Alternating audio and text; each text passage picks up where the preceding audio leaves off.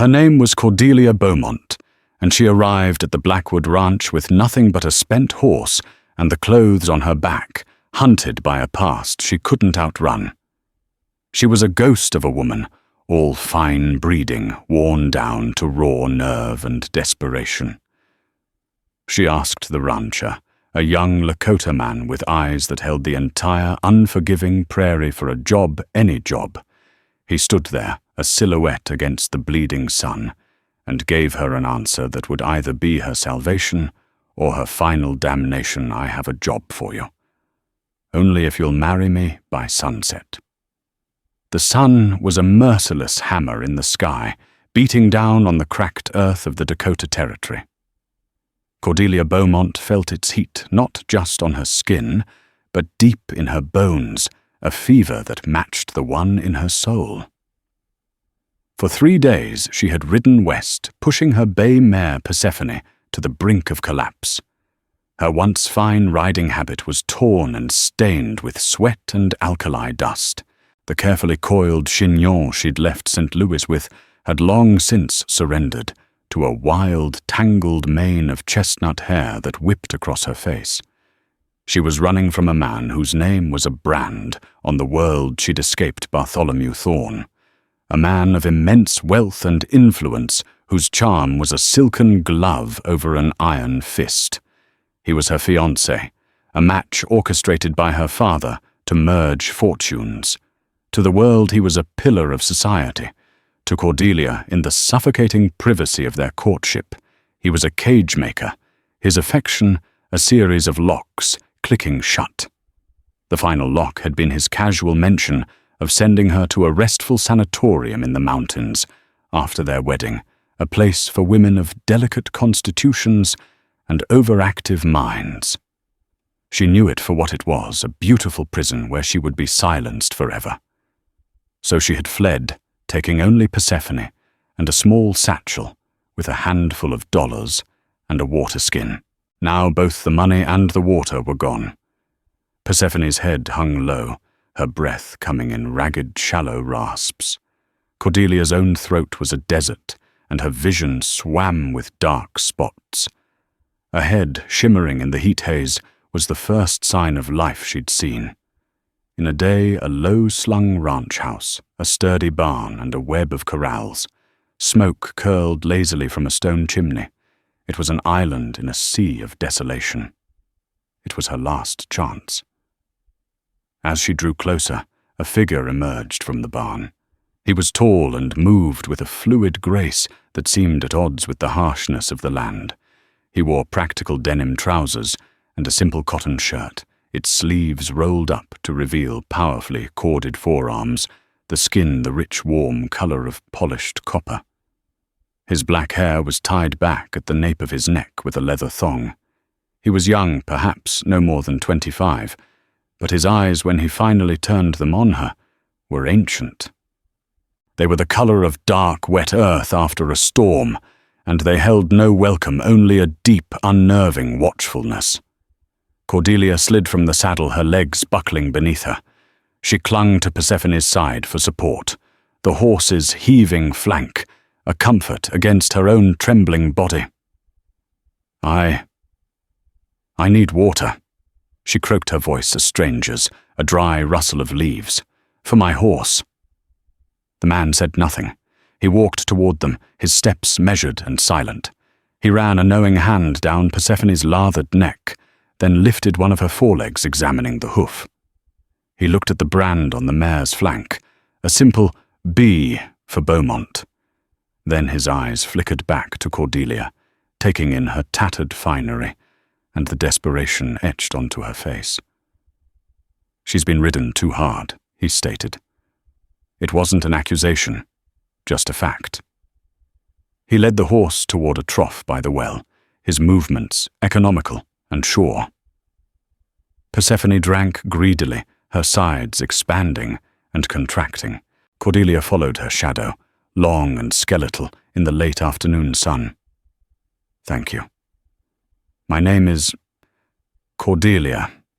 She omitted her surname. It was too dangerous.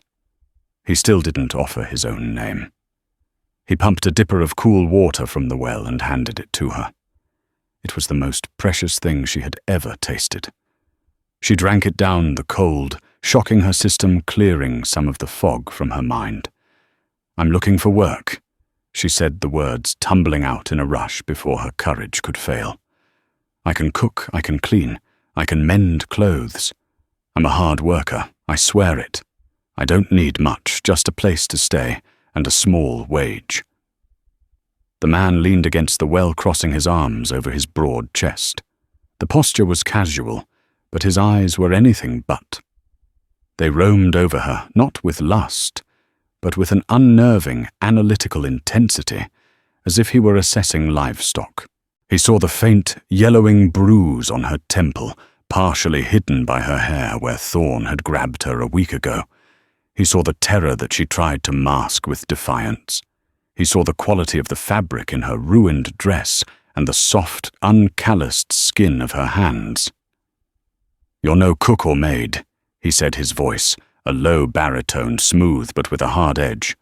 "You're a lady, and ladies running this far into the territory are running from something bad.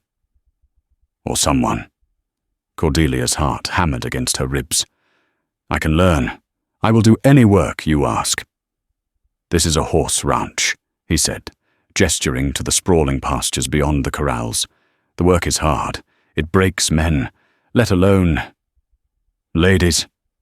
The condescension in that last word was a spark on dry tinder. "Then let me break," she shot back, her own voice, surprising her with its fire. "It is my own back to offer. I am not asking for charity. I am asking for a job." He was silent for a long moment, the only sound the creak of the windmill and the thirsty slurping of her horse. The sun was beginning its slow descent, painting the western sky in brutal strokes of orange and crimson. He seemed to be watching it, his expression unreadable. "My name is Callan Blackwood," he said, finally. His eyes met hers again, and the intensity in them pinned her to the spot. "And you're right. You're not asking for charity. You're asking for protection." She flinched, the truth of his words hitting her like a physical blow. "The man you're running from, Callan," continued, his voice dropping lower. "He'll have resources.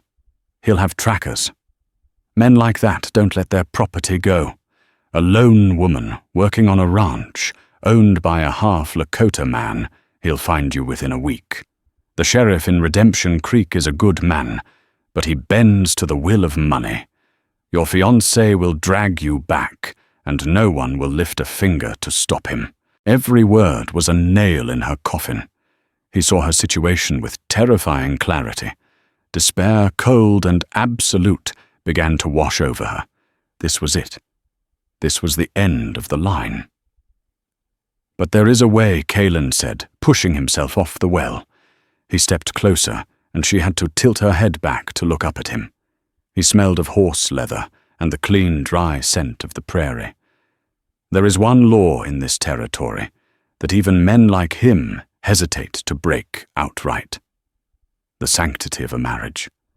Cordelia stared at him, uncomprehending. "What are you saying?" The sun touched the horizon, its light bathing his face in golden shadow, carving his high cheekbones and strong jaw into sharp relief. He looked like a bronze statue of some ancient forgotten god. "I have a job for you," he said, his voice utterly serious, devoid of any hint of mockery or romance. "The position of my wife. It will give you my name, the protection of this ranch, and a legal standing that will make it very difficult for him to touch you." He paused, his gaze unwavering. "Only if you'll marry me by sunset." The world tilted on its axis. The proposal was monstrous, insane. It was a trade of one cage for another. He was a stranger, a man whose heritage made him an outcast in the very world she sought to hide in. To marry him would be to sever her last tie to the life she knew, to become something wholly other. But then she thought of Bartholomew Thorn's cold smile and the dead look in his eyes when he thought no one was watching. She thought of the sanatorium of the silence, of the slow death of her mind. Kaelin Blackwood was offering her a cage, yes, but it was a cage of her own choosing, and out here on this vast empty prairie, perhaps this cage had a door. She looked at the sun, a fiery sliver now disappearing below the earth. She had minutes to decide. Why, she whispered, her voice trembling. Why would you do this for a stranger? His expression didn't soften, but a flicker of something weariness perhaps passed through his eyes. Because I know what it's like to have men like Bartholomew Thorne try to take what is yours, he said. This ranch, this land. They see it and they want it. They see me and they see an obstacle. A wife, a family. It makes a man look more permanent, more civilized in their eyes. It makes him harder to erase. He gave a humorless smile. You need an anchor, and I need a wall. This is a business proposition, Miss Cordelia. Nothing more. The last sliver of the sun vanished. The sky deepened into a bruised purple. He was right. It wasn't a proposal of the heart. It was a treaty signed in desperation on a battlefield. She took a deep breath, the dusty air filling her lungs. She met his gaze, the gaze of the man who would be her husband, her employer, her protector, her captor. Yes, she said. The word hung in the twilight air between them, fragile yet unbreakable. Yes. Kaelin didn't smile. He didn't offer a hand or a comforting word. He simply nodded a curt, decisive movement, as if concluding a cattle deal. The pragmatism of it was both chilling and, in a strange way, reassuring. This was not about emotion. It was about survival.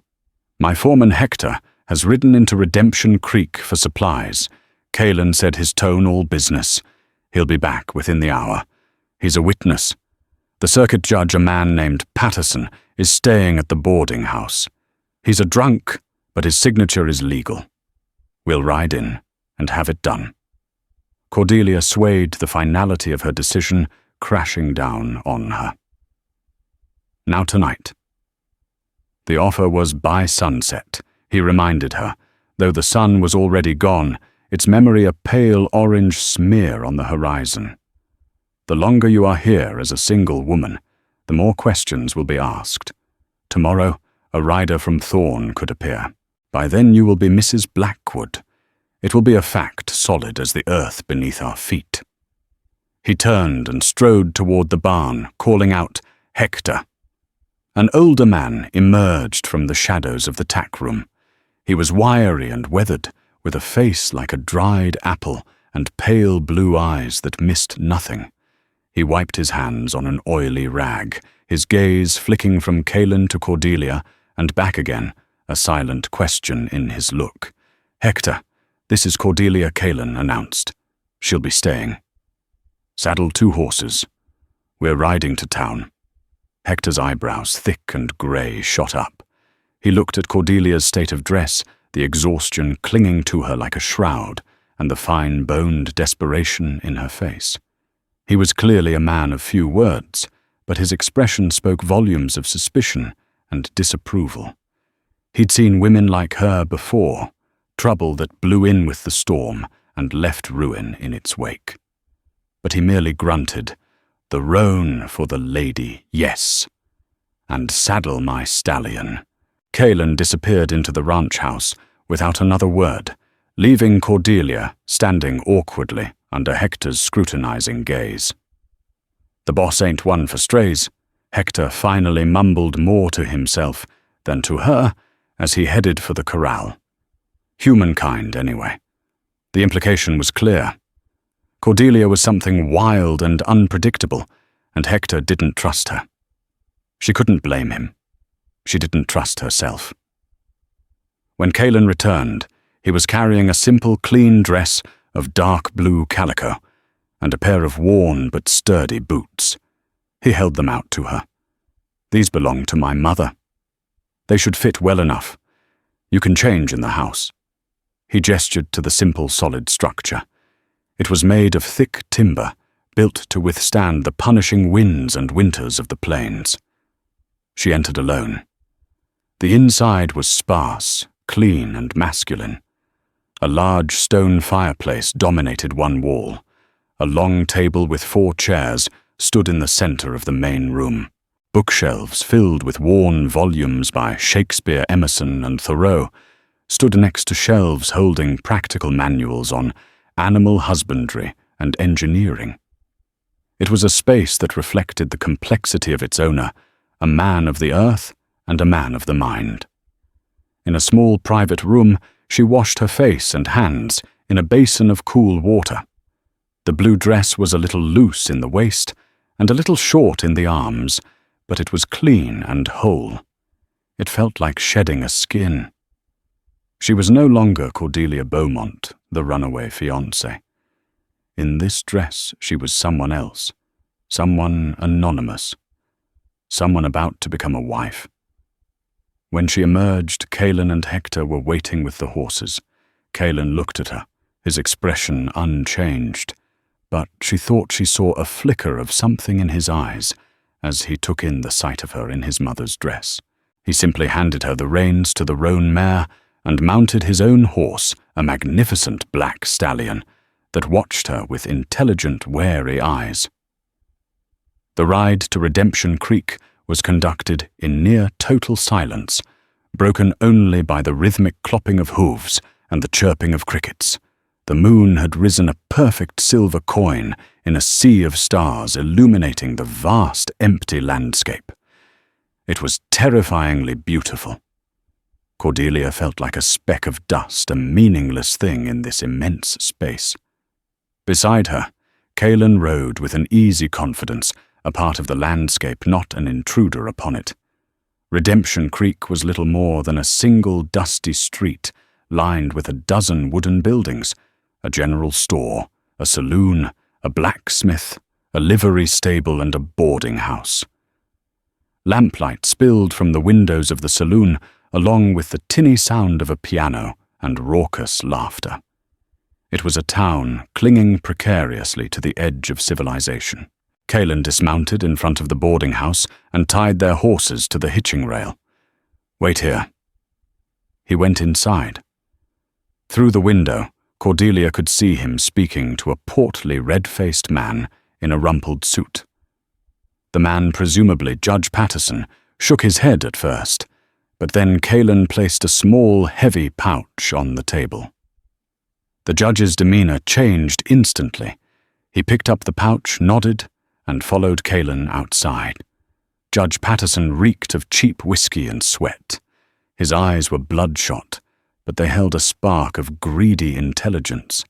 He looked Cordelia up and down, a leering appraisal that made her skin crawl. "So, Blackwood, you finally decided to get yourself a wife," the judge slurred a smirk on his face. "And a pretty one at that. Though she looks like she's been dragged through a keyhole backwards." Callan stepped slightly, placing himself between Cordelia and the judge's gaze. "Just the papers, Patterson, and the vow." The judge shrugged, pulling a worn, leather-bound book and a pen from his coat pocket.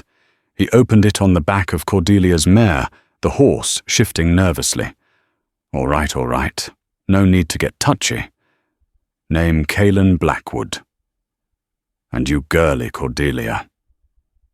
"Blackwood," she said the name, feeling foreign and heavy on her tongue. The judge grunted, scribbling in the book. "Hector, you're the witness." Hector, who had remained silent and watchful, simply nodded. Right then the judge said, clearing his throat with a theatrical cough, "By the power vested in me by the Dakota Territory, do you, Callan Blackwood, take this woman Cordelia to be your lawfully wedded wife?"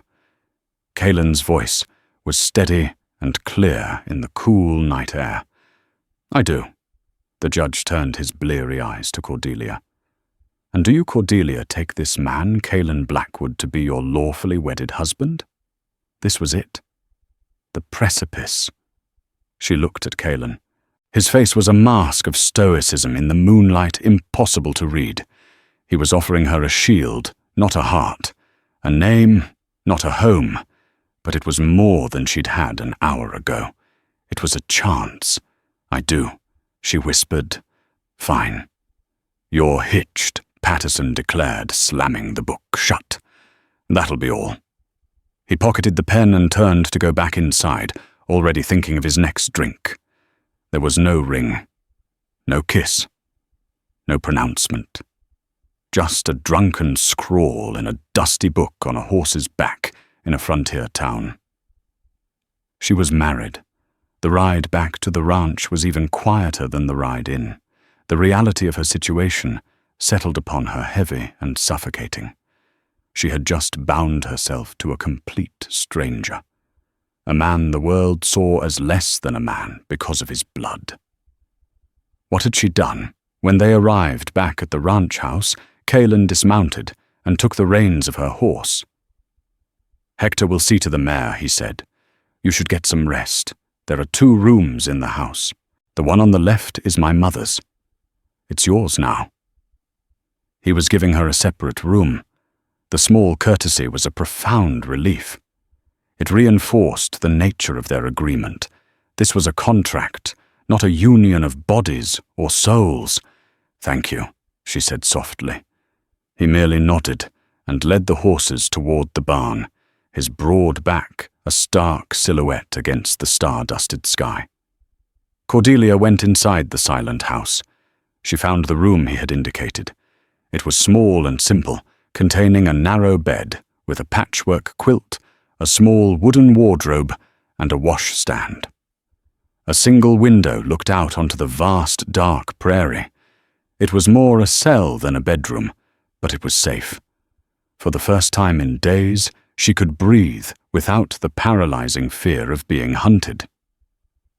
She lay down on the bed, still in the calico dress, too exhausted to undress. She was no longer Cordelia Beaumont, the fiancée of a powerful man. She was Cordelia Blackwood, the wife of a stranger. She had traded one unknown future for another. As sleep finally claimed her, she didn't know if she had saved herself or merely chosen a different kind of damnation. The first few days of Cordelia's marriage were a study in silent coexistence. Kaelin was a ghost in his own house. He rose before the sun, his quiet movements barely disturbing the stillness, and was gone by the time she awoke. He spent his days on the range with Hector, and 2 other hands, a young Mexican boy named Mateo, and a taciturn old-timer called Gus. They were a small, loyal crewmen who judged Kaelin by his character, not his bloodline. Cordelia, determined to uphold her end of the bargain, threw herself into the work she had promised to do. The house, though clean, had lacked a woman's touch for years. She aired out the rooms, scrubbed the floors until the wood gleamed, and tackled the mountain of mending she found in a basket. She discovered a well-stocked pantry, and using a worn cookbook she found on a shelf, began preparing meals. Her first attempt at a stew was a watery, tasteless affair. When Kaelin came in that evening, filthy and bone-weary, he ate it without complaint, his expression giving nothing away.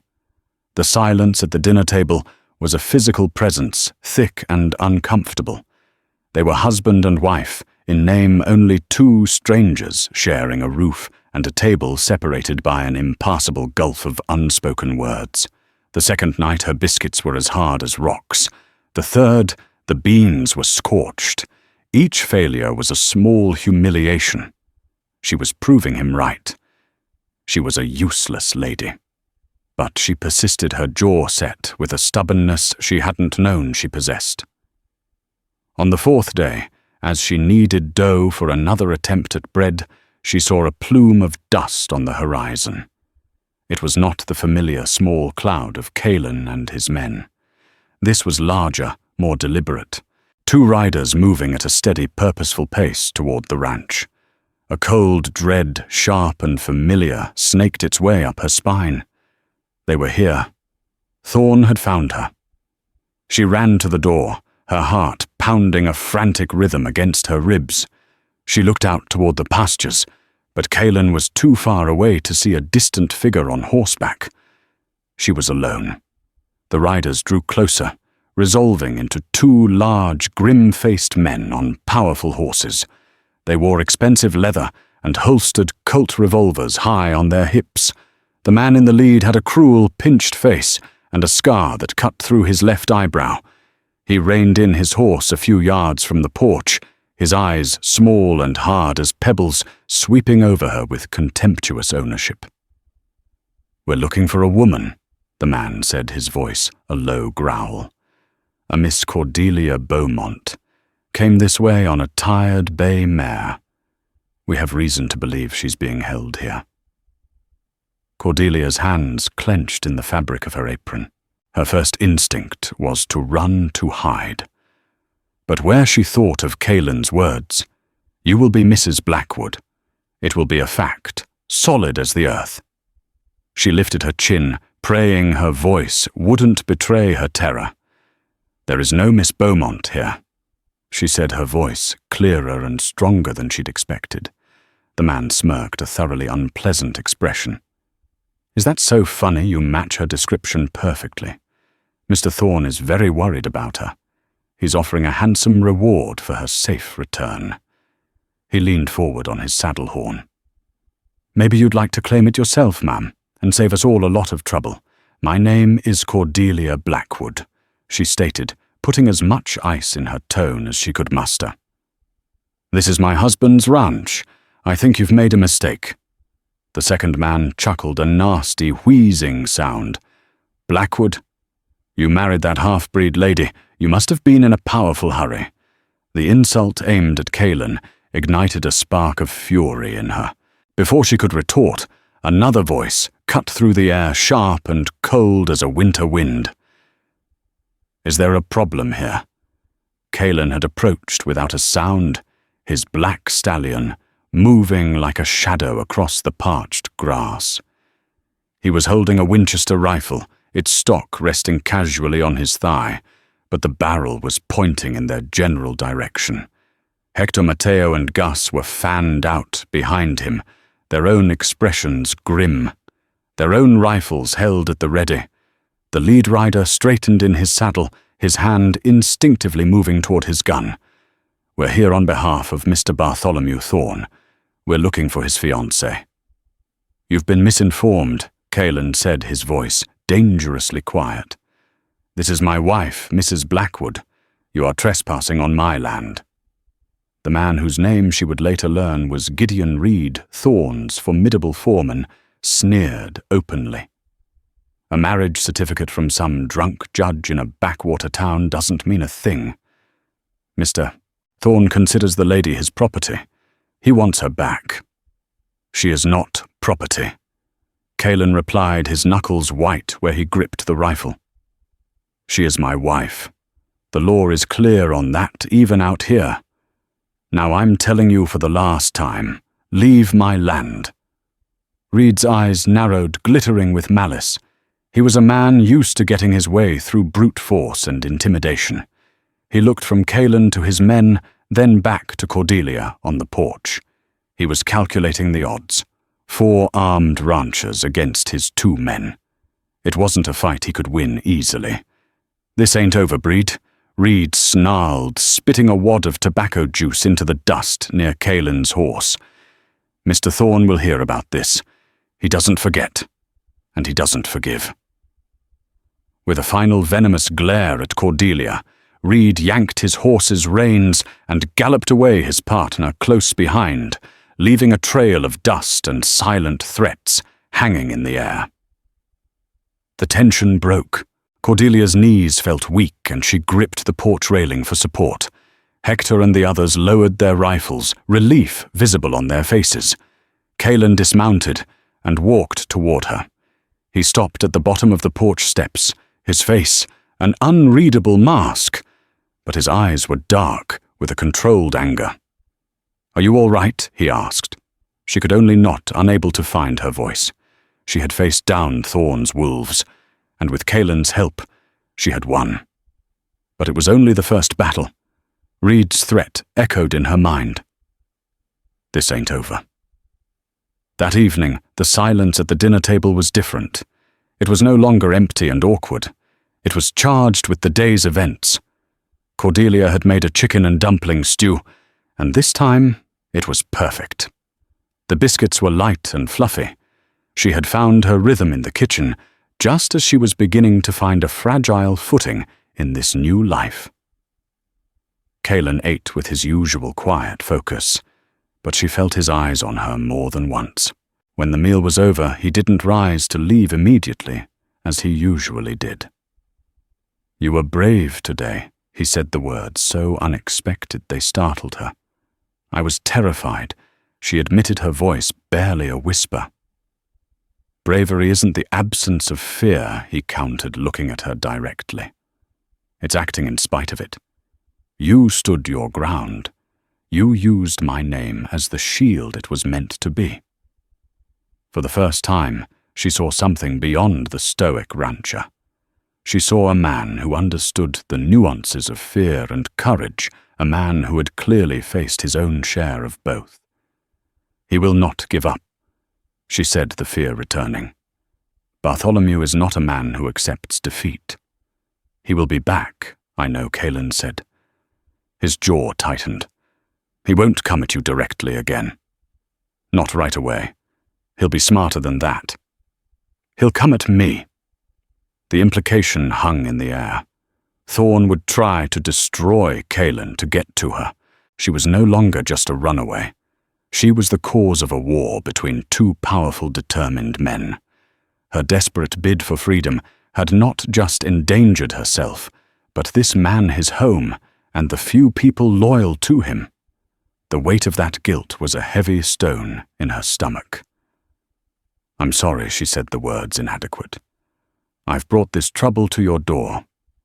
Callan looked at her for a long moment, his dark eyes searching her face.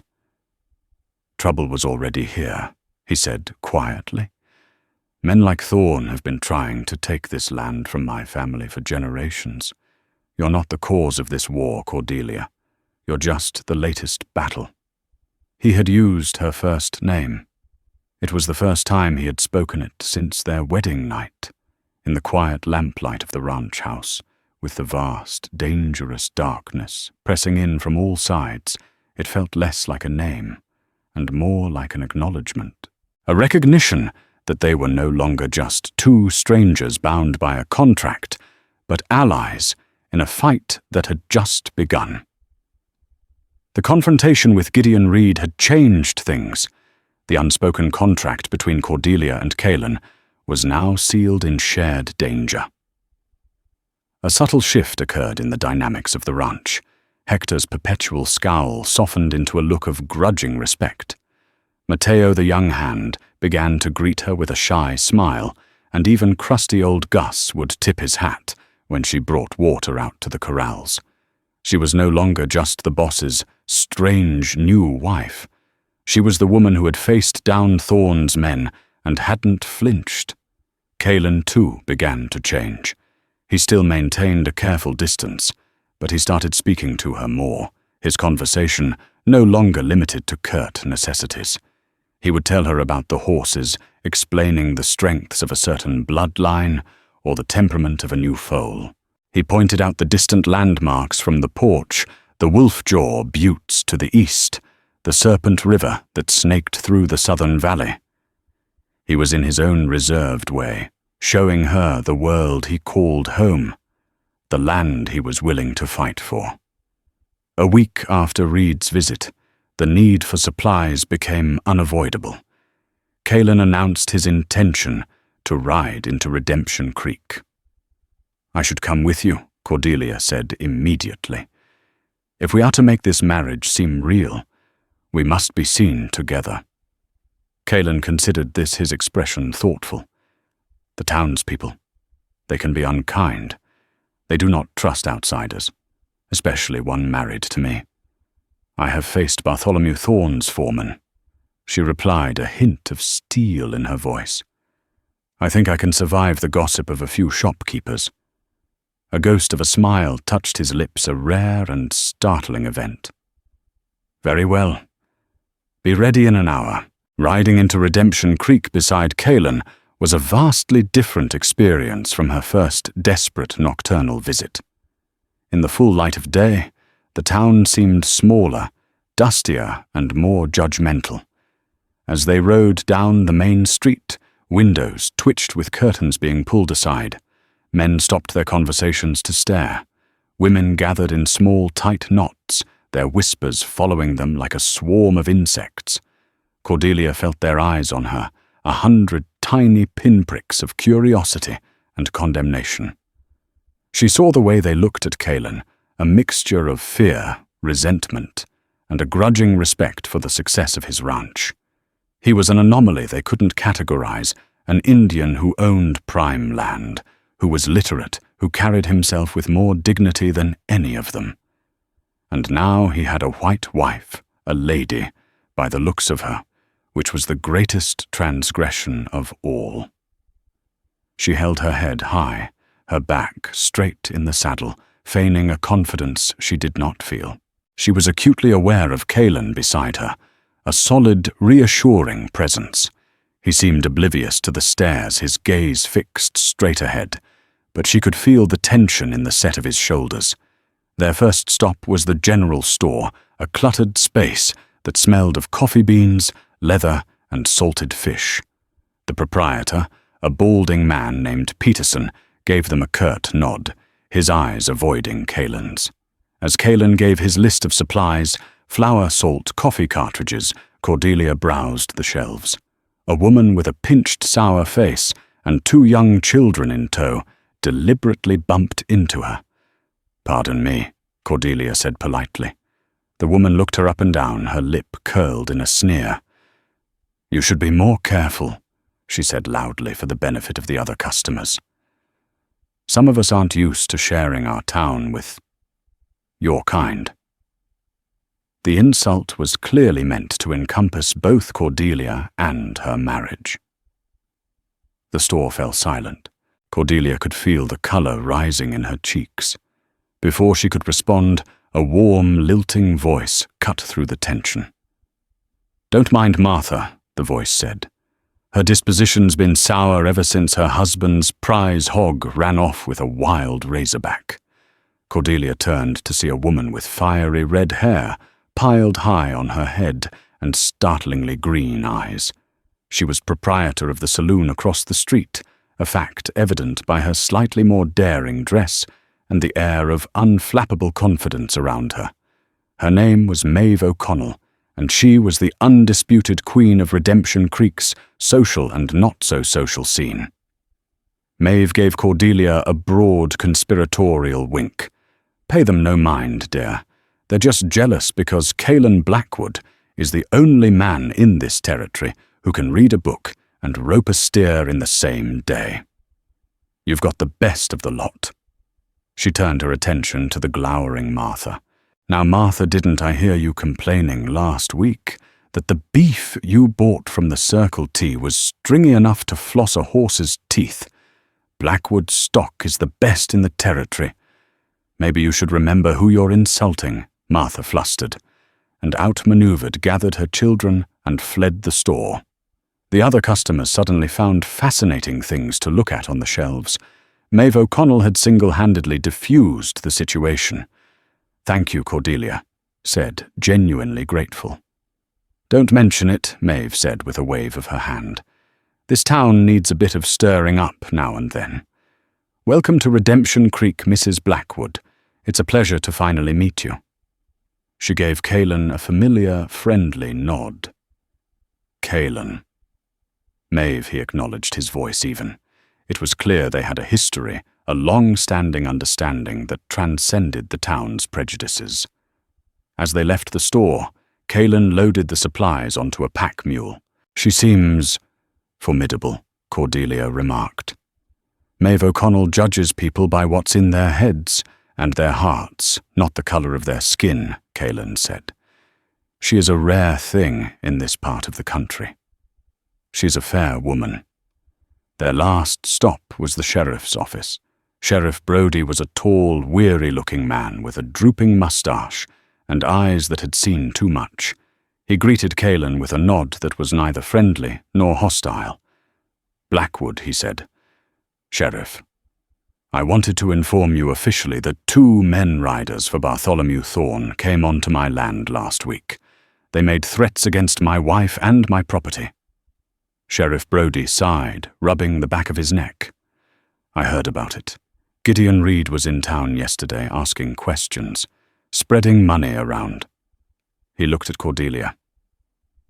Mom, you've put yourself in a difficult position. My wife is exactly where she belongs.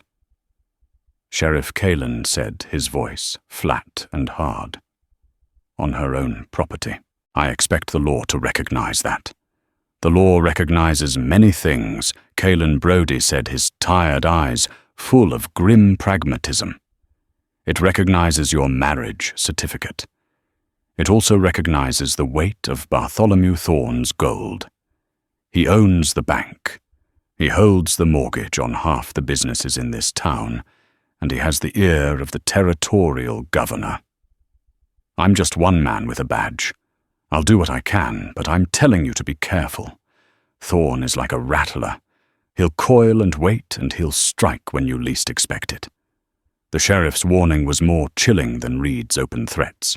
It spoke of a deeper, more insidious danger, a corruption that could turn the law itself into a weapon against them.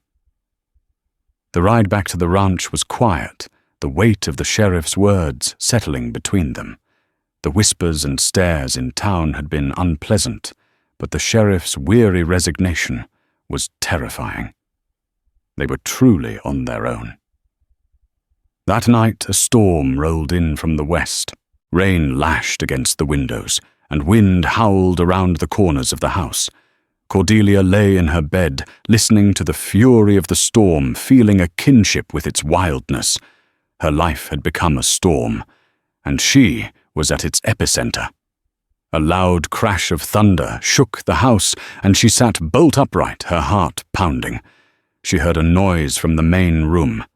Not the storm, but something else. A quiet human sound, a sound of pain. Clutching a candlestick, she crept out of her room. In the main room, lit only by the dying embers in the fireplace, she saw Kalen. He was sitting at the table, stripped to the waist, his back to her. A bottle of whiskey and a rag were on the table beside him. In the faint, flickering light, she saw a network of old scars crisscrossing the powerful muscles of his back. But there was also a fresh wound, a long, ugly gash on his side, sluggishly bleeding. What happened? She gasped, rushing forward. He turned, startled, his face tight with pain. It's nothing. A bull gored one of the fences today. It caught me when I was repairing it. It's not nothing, you're bleeding, she said, her voice sharp with alarm. She took the rag from him. This is filthy. Where do you keep your medical supplies? He looked surprised by her forcefulness, but gestured to a small chest in the corner. She found what she needed: carbolic acid, clean bandages, and salves. Her mother had insisted she learn basic nursing, a skill Cordelia had once dismissed as trivial. Now she was profoundly grateful for it. This will sting, she warned, her voice softening. She cleaned the wound with practiced, gentle hands. He hissed as the antiseptic touched his raw flesh but didn't pull away. As she worked, her fingers brushed against his skin.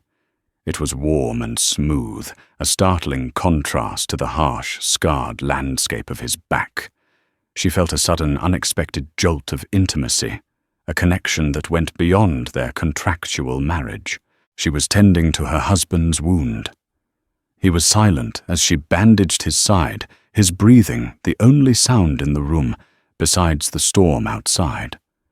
The air between them was thick with unspoken things. She could feel the heat radiating from his body, smell the clean scent of the rain on his skin, mixed with the sharp tang of whiskey. When she was finished, she tied off the bandage, her hands lingering for a fraction of a second on his waist. "Thank you," he said, his voice a low rumble. "You should have told me," she replied softly, her anger giving way to a different, more complicated emotion. You don't have to face everything alone. He turned to face her fully, his dark eyes searching hers in the dim light. The carefully constructed walls between them seemed to crumble in that moment, washed away by the storm outside and the shared vulnerability within. He was not just a protector or a business partner. He was a man wounded and proud, and she was his wife. He reached out his hand, hovering for a moment, before his fingers gently traced the line of her jaw. His touch was hesitant, questioning. It sent a shiver through her that had nothing to do with fear. It was a touch that promised not ownership, but a tentative, fragile beginning. The night Cordelia tended Kaelin's wound, the walls between them crumbled. In the quiet days that followed, they began to speak of their pasts. He told her of his Scottish fur-trapper father and his Lakota mother, who taught him to live between two worlds. In turn, she described her life as a prized bird in a gilded cage, valued for her beauty, but never her mind.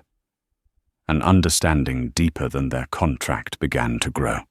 Determined to be a true partner, Cordelia insisted on learning the rhythms of the ranch. She learned to ride astride, and while she lacked the physical strength of the men, her sharp intellect found its purpose. Discovering Kaelin's disorganized ledgers, she dedicated herself to them, uncovering years of quiet theft. Buyers who underpaid a freight agent who overcharged. She organized the accounts with ruthless efficiency, proving he was being systematically cheated. Kaelin looked at her work with a new profound respect. He had strength, but she possessed a different kind of weapon, one he desperately needed. Their burgeoning partnership was tested when a panicked ranch hand rode in, shouting that Kaelin's horse had fallen in a rocky pass, pinning him. Cordelia took immediate command. She sent a rider for the doctor, while she galloped to the canyon herself. She found Kaelin trapped beneath his magnificent stallion, his leg shattered, and the horse suffering a mortal injury. Cordelia. "You have to shoot him," Kaelin gritted out through the pain. With tears blinding her, she raised the pistol he had taught her to use, and fired the shot, echoing like a final, merciful sob. For the next week, she was his tireless nurse, tending to his broken body as he battled fever and infection. In his delirium, he would cry out in Lakota, his mind lost in the past. One night, he grabbed her wrist, his eyes unfocused. "Wanacha," he whispered, mistaking her for his mother. "No, Kaelin," she said softly, her heart aching for his pain. "It's Cordelia. It's your wife." His eyes cleared, the fever breaking. In that moment, he saw her not as a party to a contract, but as the woman who had stood by him, fought for him, and was now nursing him back to life. His grip on her wrist gentled his thumb, stroking her skin. The lines of their desperate bargain had vanished, replaced by the profound, unspoken truth of a real marriage. Kaelin's recovery was slow, confining him to the ranch house. This forced stillness deepened his partnership with Cordelia, their days filled with quiet conversation and shared plans. But their fragile peace was soon shattered. Bartholomew Thorne began his attack not with guns, but with gold. He choked their supply lines, pressured the bank in Redemption Creek to revoke their credit, and bought the loyalty of the freight agent. It was a slow, deliberate siege designed to starve them out. The final blow came on a blistering afternoon. A slick lawyer from the territorial capital arrived flanked by Gideon Reed and his hired guns. He served Kaelin a court order, a document stating that Thorne had legally purchased the water rights to the Serpent River, which bordered their land. They were now forbidden from using the river that was the lifeblood of the ranch. It was a death sentence delivered on a piece of paper. "You're finished." Blackwood Reed sneered, his eyes lingering on Cordelia. "Mr. Thorne is prepared to take back his property, including his fiancée." "This is our land," Cordelia retorted, her voice shaking with fury. "And I am his wife." Reed laughed. "You have until sundown tomorrow to clear out," he warned. "After that, we'll enforce the court's decision." Despair settled over the ranch, but Callan, leaning heavily on a crutch, refused to break. "My father did not die for this land, so I could hand it to a man like Thorn," he declared to his small crew. "He may have the law, but we have the land. We'll give him the fight he wants." His courage was a fire that burned away their fear. Using his intimate knowledge of the terrain, Callan directed their defense from the porch, drawing a map in the dust. They would use the narrow canyon, the only approach to the river, as a kill zone. As the sun set the next day, Reed's dozen riders rode confidently into the canyon. The trap was sprung. Rifle fire erupted from the high ridges, where Hector and Gus were hidden, sowing chaos. Callan, positioned by the house, fired with deadly precision. When one attacker broke through and charged the porch, it was Cordelia who raised her rifle and fired, stopping him in his tracks. Enraged, Reed finally spotted Callan's vulnerable position and charged, his pistol blazing. Callan, hampered by his broken leg, couldn't bring his rifle around in time. Just as Reed loomed over him, a single sharp rifle shot echoed from the darkness. Reed grunted and tumbled from his saddle dead before he hit the ground. The remaining gunman fled. From the direction of town, Sheriff Brody emerged, a smoking rifle in his hand. "A man's got to draw a line somewhere," the weary sheriff said. Thorn went too far. "Murder is a federal matter. It's over, Callan. You've won." Dawn broke over a landscape scarred by the night's violence.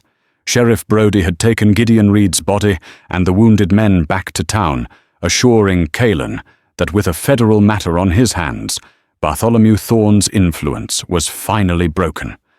The war was over. As Hector and the others worked to erase the signs of battle, a profound quiet settled over the ranch, the silence of survival. Inside, Cordelia tended to a graze on Callan's arm. The fight had exhausted him, but his spirit was unbroken. After she helped him to his bed, he fell into a deep, healing sleep. Cordelia, however, walked out onto the porch and watched the sunrise. This land, once a terrifying wilderness, was now her home, a place she had fought to defend. She thought of her arrival, a desperate fugitive making a pact with a stranger under a setting sun. "You need an anchor, and I need a wall," he had said. The wall had held, and the anchor had become the mooring for her soul. The man she had married out of fear had become the man she loved. Late that evening they sat on the porch once more. The setting sun painted the sky in gentle hues, a stark contrast to the brutal crimson of their wedding day. "The first time we sat here," Cordelia began, her voice steady, "you offered me a job. The terms were that I marry you by sunset." She met his gaze, her heart aching. "The sun is setting now. The danger is past. Our contract is fulfilled." She had to give him the choice. "You are free of your obligation. If you wish for me to leave, I will understand." Callan was silent for a long moment, watching the last sliver of sun dip below the horizon. "When I made that offer, I told you it was a business proposition," he said, his voice low and serious. "It's not the truth anymore." He reached out his hand, covering hers. "I told you I needed a wall, but I was wrong. A wall keeps things out. What this ranch needed, what I needed, was a partner." "You did more than make this ranch look permanent, Cordelia. You made it a home." The sincerity in his eyes held her captive. "The contract is fulfilled," he repeated softly. "So let's make a new one. Not born of desperation, but of choice." He squeezed her hand. "Stay. Not as my shield or my partner in business. Stay as my wife, my true wife." The last of the sun's light vanished, and in the twilight a new promise was offered. It was a promise not of survival, but of a future. A promise of a life built not on a desperate pact, but on a love that had grown silently and stubbornly in the harsh, beautiful prairie. Looking at the man who was truly her husband, she saw her home. Yes, she whispered the single word, full of everything the first one had lacked. Yes, Callan, I'll stay. And so the story of Cordelia and Callan Blackwood, which began with a desperate bargain at sunset, found its true beginning in the quiet promise of a new dawn. Theirs was never a tale of love at first sight, but something far more real and enduring. It was a love forged in the crucible of the Wild West, built from shared danger, mutual respect, and the slow, steady realization that two broken, solitary people could come together to make an unbreakable whole. They had faced down the greed of a powerful man and the prejudice of a narrow-minded world, proving that a home is not just a piece of land, but a fortress you build in the heart of another. Their story became a quiet legend in the territory, a testament to the fact that sometimes the most unconventional beginnings can lead to the most profound and lasting love. Thank you for listening to this story. If their journey resonated with you, please hit that like button, share it with someone who loves a story of resilience and unexpected love, and be sure to subscribe for more tales from the untamed heart of the West. Your support helps us keep these stories alive. Drop a comment below and let us know your favorite part of Cordelia and Callan's story. Until next time, stay safe and keep your powder dry.